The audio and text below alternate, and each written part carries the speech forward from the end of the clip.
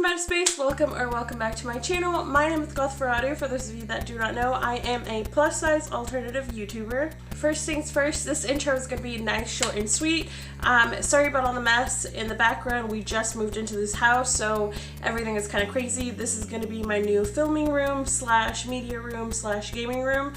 So everything is kind of crazy. We have like my dog's kennel in the background. We have some pictures, so please ignore that as much as possible. So as you can see from the title of this video, today we're going to be doing a makeup tutorial. I'm going to be showing you guys how to do this dark blue slash green smoky eye. It's kind of cute. It's kind of Christmassy. I wanted to do something blue, but also not too like gimmicky. Something that is a little bit more on the natural side of things. So this is going to be a voiceover video as well. The first thing I'm going to do is start by priming my face. I'm using the Morphe Eyelid primer. I don't like to get my product messy, so I'll put a little bit of it on my hand and then I'll just use my finger and rub it all over my eyelid. Literally just kind of not really caring where it's going as long as it's covering most of my eyelid. I did notice this was pretty sheen. It didn't have too much of a coverage and it also didn't feel really cakey. It was super breathable. Next, in order to get a little bit more pigment payoff, I'm going in with my e.l.f. color concealer and I'm kind of just dabbing it all over my eyelid. I will admit I went a little overboard doing this part. Usually I would do a lot less because I did notice it was kind of fast drying and it was really hard to work with, so a little bit of this product will go a long way. I just kind of made the mistake. Since I did use so much of this product, you will see me kind of struggling to blend it out. I mean, it blended out sooner or later, it just took quite a bit of time. Next, taking my Subculture Anastasia palette, using the color Destiny and a fluffy brush, I'm going to be using it to set my base color. Using really light back and forth motions and also circular motions, I like to elongate my eye. The reason why I like to do this is because I think I have really close together eyes, so I try to kind of elongate so I can get more of a base with my eyeshadow and I have a little bit more room to play with. After I have my desired eye shape, that's whenever I just start to feather it out really smoothly. I try to be very light-handed with this. Once in a while I'll go in with a couple extra coats if I want to deepen up that color, but most of the time I just kind of focus on feathering it out. Next, going in with the same palette, using the color Untamed and the same fluffy brush, I'm going to deepen up that outer corner. Since I already have my main color already set, I just kind of use Untamed to color up the bottom a little bit more and just deepen up that green so it looks more of a deeper shade of green on the outer corner and it just gives me more of a depth to my eye.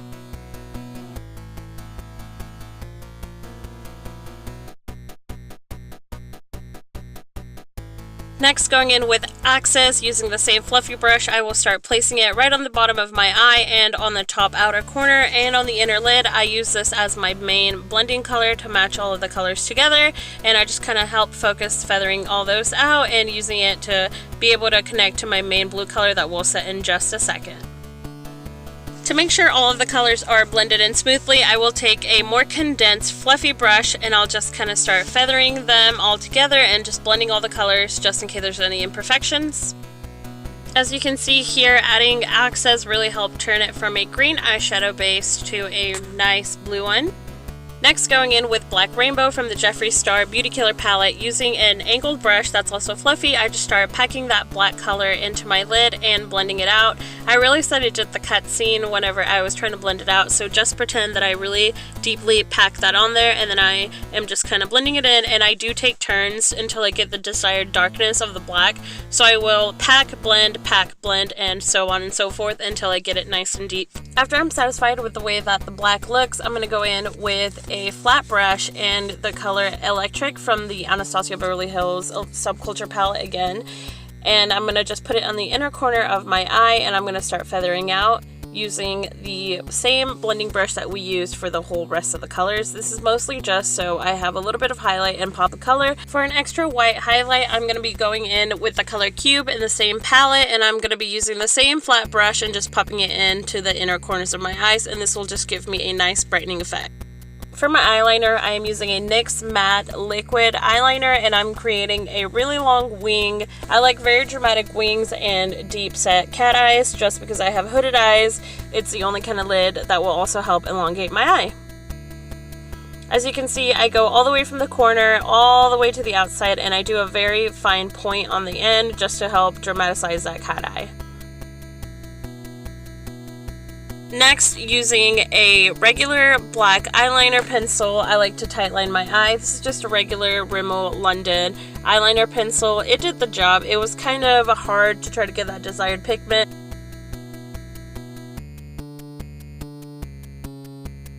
Next, going in with a really small flat brush, I'm going to be using some concealer, and I'm going to be using whatever kind of concealer to just do my eyebrows. The reason why I like to conceal my eyebrows at this point is to separate the eyeshadow from my eyebrows, comb my eyebrow hairs down, and kind of give me the general shape of the eyebrow that I'm going to be wanting.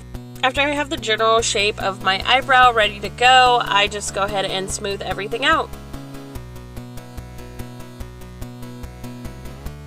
Now it's time to dark spot correct. I'll take my beauty blender or whatever kind of blending brush sponge that I have, and I'll just use the same corrector, and I'll put it on my chin and on the very dark spot areas that I have, just so I can get it more of an even skin tone. For my eyebrows, using a e.l.f. eyebrow brush, I'm going to be using the NYX Tame and Frame eyebrow pomade. I start by outlining the desired shape of my eyebrow. Usually I like to point my eyebrows higher up than they usually are, more of a tilted upward effect, and I like to fill them in kind of darker on the edges and feather them out on the inner corner. Using the spoolie brush, I also like to blend them in and just kind of comb the product through my hair so it doesn't look too gunky on the inner corners. Since I do like darker eyebrows, this step usually takes me 3 or 4 times of applying just so I can get the nice desired effect without it looking too gunky. After I am satisfied with my eyebrow shape, I'm going to go through and conceal my eyebrows again just in case there's any product that isn't supposed to be there, and I just kind of use it as a cleanup. For foundation, I am also going to be using an Anastasia stick foundation. I don't know exactly which shade I am. I think I am on the neutral side. So I'm going to be putting it all over my face and using a big sponge. I use the big foundation sponge, beauty blender type of sponge, to do it. I noticed that I'm a little bit better with covering all of my face with this kind of big sponge, and also it does cut down on time for blending for me, so I usually stick with a big foundation sponges instead of the little size regular beauty blenders. I also do my ears and my neck just so everything blends in seamlessly and it looks perfect. Using a flat eyeshadow brush, I'm going to start my contour using the deepest shade of the cream contour that I own. I'm going to really concentrate that cream right in the corner of my cheeks, and I'm going to use the excess to feather out up into my temples just so it's not too dark up on top on my forehead, because I really just want it to round off my face. I don't want it to be too dark. Using the other side of the foundation sponge, I'm going to be feathering it out and blending in my contour just so it's nice and soft and it's not too concentrated on the outer corners. Since I don't use that much product on my temples, all I really have to do is a nice stippling effect, and it'll help blend it in super seamlessly. It just gives you that nice airbrushed effect. Using the same contour palette, I like to put a line on my chin just to help blend in my double chin and to help darken it up as well, just because I like to contour my chin as well. Blending it out, I also like to make sure that I'm blending it up all the way up to my ear so it doesn't look disconnected. Next, using a small foundation brush, I like to start contouring my nose, and I'll go from the bottom of my tip of my nose all the way to the inner corner of my eyebrows, and then I'll make sure that I blend that out as well using the same fluffy sponge brush, or you can use a smaller brush. This is just kind of whatever I had in hand. So it doesn't look super dark in the center, I like to go in with an even smaller foundation brush, and I like to highlight the inner tip of my nose all the way up to the top to the middle of my forehead and through my nose bridge, just to help elongate my nose and make it look really skinny. We all know that we love a snatch nose in this channel. Highlighting your nose also helps highlight your forehead too, just to help round it out a bit more. I have kind of a longer forehead, so I definitely try to get it nice and round. And then after I'm done with my nose, I like to highlight my upper cheeks.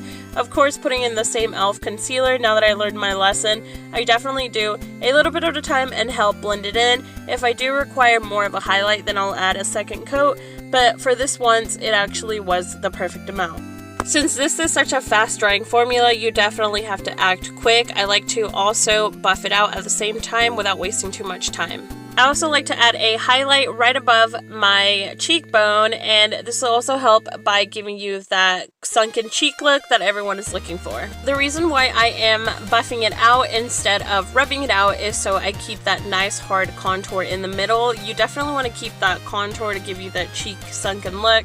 If you do too much and if you spread it out, you're just going to get it everywhere and it's going to end up making your skin look lighter versus keeping that contour that you really need.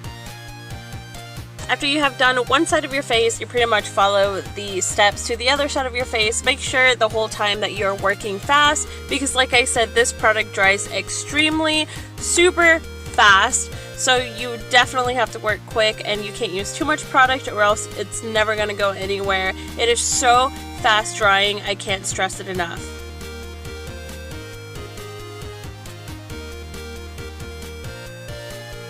After you have that deep sunken Bella Lugosi look, you can go ahead and highlight your chin if you choose to. I like to make my chin look really nice and round. I have kind of a down point witchy chin, so I definitely like to whiten it up a little bit.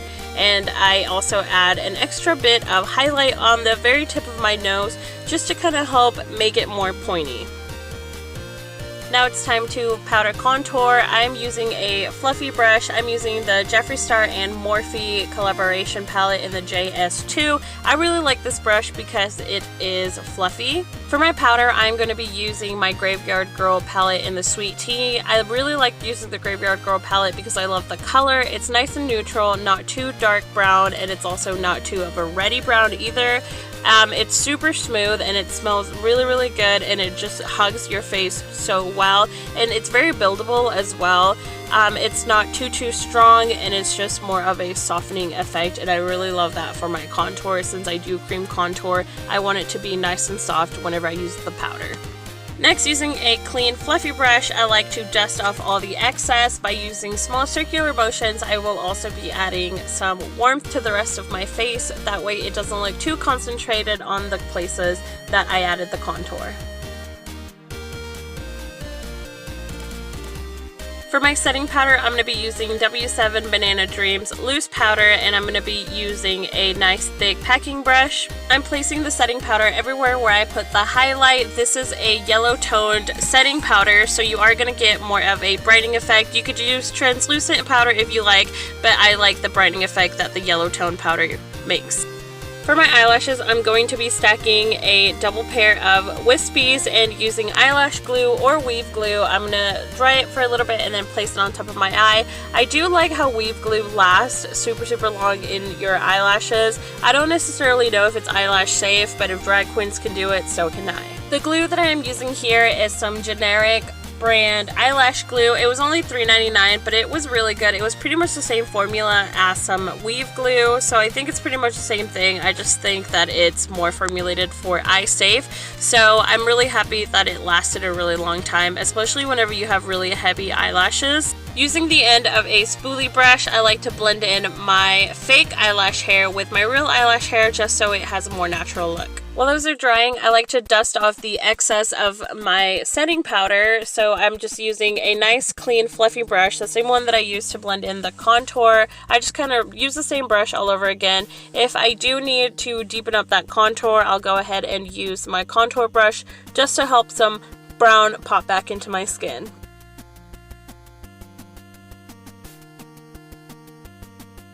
After everything is blended in and ready to go, now it's time for lipstick. Of course, I have to take off my piercings or move them off to the side. I am using the Jeffree Star black lipstick on this look.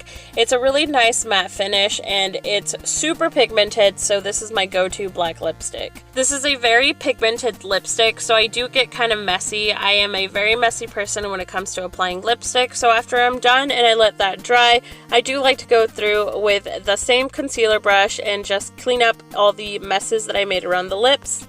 After I conceal all the imperfections, I like to go in with my pinky just to help buff out all of that extra concealer, and then after that I like to go through with a sponge just to kind of help finish buffing everything out. After I'm done concealing the rest of my lips, I do like to add a second layer of lipstick just to finish off the lips. This next step is completely optional. I'm going in with the NYX liquid eyeliner in the color white, and I'm going to be adding a small detail underneath my eye. Sometimes I do X's, sometimes I do crosses. This time for this look, I decided to go in with a pentagram and 2 dots.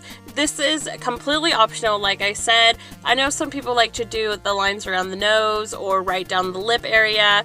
I do like how those look as well, but I wanted to focus more on the eyeshadow for this look. That's why I kept it so close to the eye. Since I wanted to focus on the eyeshadow, I just decided to keep the detail really, really small and dainty, and I think it looked really, really cute. For highlight, I'm going to be using a medium-sized fluffy brush, and I'm going to be wetting it down with the Urban Decay De-Slick Setting Spray, and I'm going to go in with my Graveyard Girl palette in the color Gator Wings, and I'm going to just put it on the temple and the apples of my cheek. I love the color Gator Wings for a highlight because it is a very buildable highlight. It's not going to be too strong, but it's also going to be very, very buildable. I do use a lot of coats on this because I do love pop and highlight. There is more pigmented highlights out there. I just haven't gotten my hands on any of them yet. So if you have a highlight you would like me to try out, or if you think would suit me, please let me know and comment below, and I'll definitely be giving that a try. After I do my highlight, I like to set my face with the Urban Decay De-Slick Setting Powder, and as you can see here, it gives you a really nice smooth matte finish. It doesn't make your face look too greasy at all, and it looks really, really nice. Now it's time to do the hair. Alright, thank you guys for watching my tutorial. If you liked it, please give this video a big old thumbs up, and don't forget to subscribe to my channel. I do want to just say thank you for everybody that has subscribed to me. Last time I checked, we were at like 470 something subscribers. So if you're a plus size spooky girl out there and you are subscribed to my channel, or if you know someone that is a plus size spooky girl and they kind of want to learn some tips and tricks, please tell them about me and about my channel. I love it whenever I get feedback from you guys. Thank you guys so much for everything. Alright guys, so that was it. I love you guys. Thank you. See you guys next time. Bye bye.